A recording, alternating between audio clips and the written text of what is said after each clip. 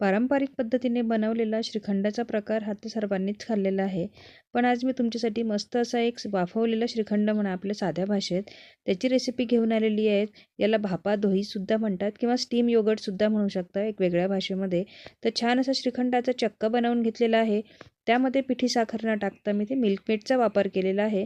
मिल्कमेडमुळे अतिशय छान अशी चव येते आणि पूर्ण तयार झाल्यानंतर आईस्क्रीमपेक्षाही अप्रतिम अशी चवीला लागते आणि छान असं मी याला 20 ते 25 मिनटं स्टीम करून घेतलं होतं. अप्रतिम असं चवीचं हे श्रीखंड, वाफवलेलं श्रीखंड स्पेशली. तुम्हाला कसं वाटलं हे मला कमेंट करून सांगायला विसरू नका आणि आवडल्या चॅनलला सबस्क्राईबसुद्धा नक्की करा. तुम्ही बघू शकता इथे मी मस्त असं त्याला पिस्ता आणि टुटी फ्रुटीने गार्निशसुद्धा करून घेतलेलं आहे आणि वड्यासुद्धा खूप छान दिसतात आहे.